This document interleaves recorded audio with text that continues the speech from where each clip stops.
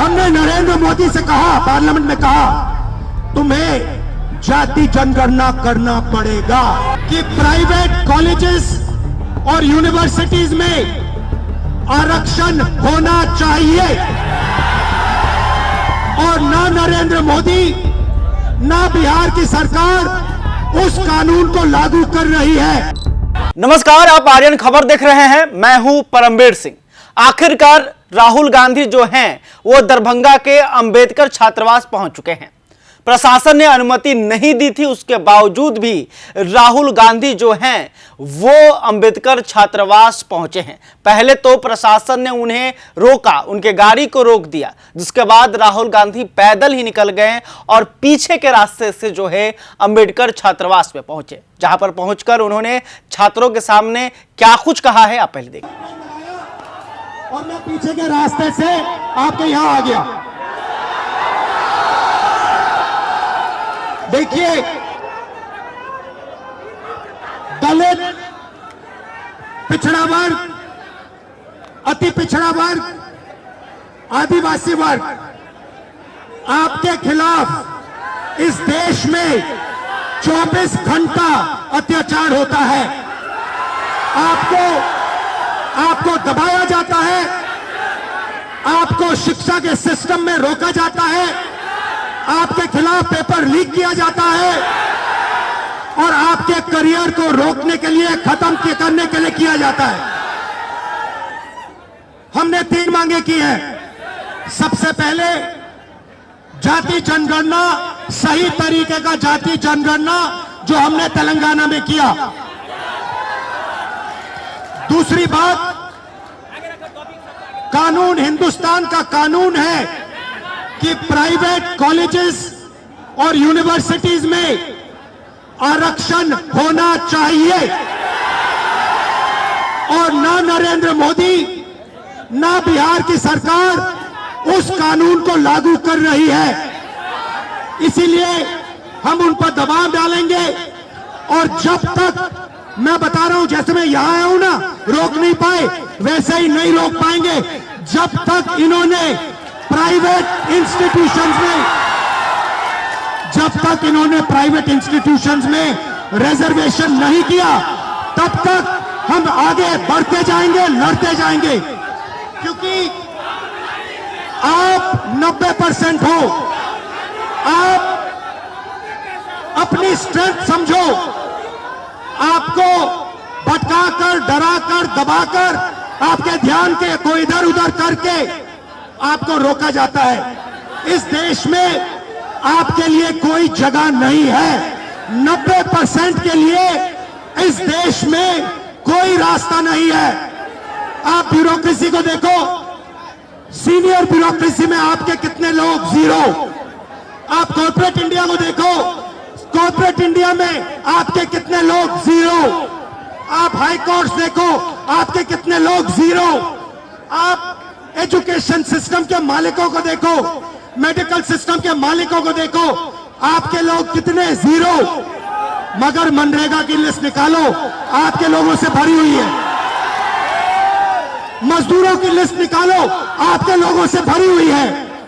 सारे के सारे कॉन्ट्रैक्ट, सारा का सारा धन 5-10% के हाथ में जाता है। और आपको उल्टी सीधी बात बताकर आपके ध्यान को इधर उधर कर दिया जाता है।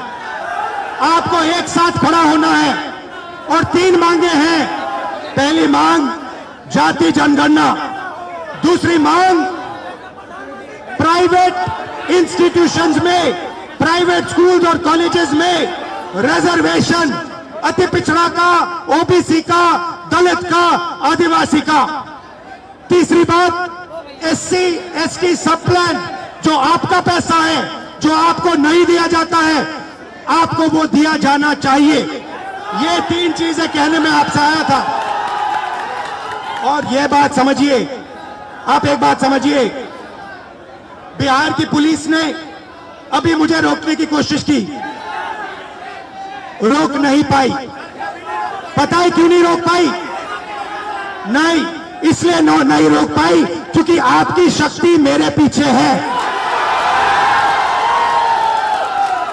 आपकी शक्ति मेरे पीछे है, इसीलिए कोई दुनिया की कोई शक्ति उसको रोक नहीं सकती है।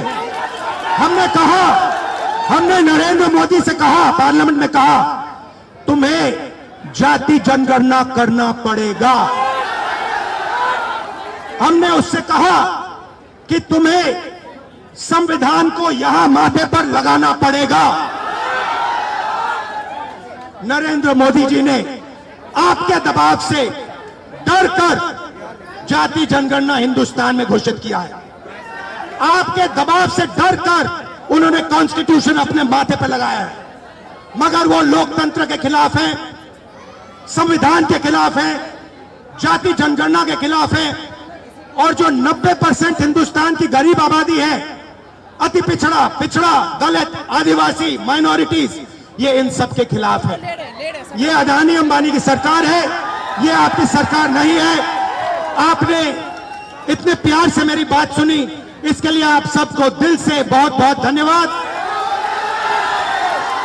मैं जानता हूं SC ST अति पिछड़ा हॉस्टल्स में यहां क्या होता है। मैं आपको गारंटी देता हूं, जैसे ही हिंदुस्तान में सरकार आएगी, जैसे ही बिहार में हमारी सरकार आएगी, हम ये सारा का सारा बदल देंगे और आपके लिए जो होना चाहिए वो करके दिखाएंगे। आप सबका बहुत बहुत धन्यवाद। नमस्कार, जय हिंद।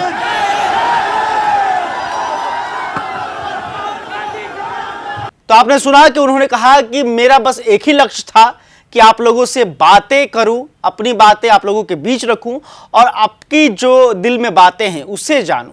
और उसके साथ ही उन्होंने केंद्र की NDA सरकार पर बड़ा हमला बोला। उन्होंने कहा कि इस सरकार में 24 घंटे दलित, पिछड़े वर्गों को कुचला जा रहा है और उनके बच्चों को शिक्षा से दूर रखा जा रहा है।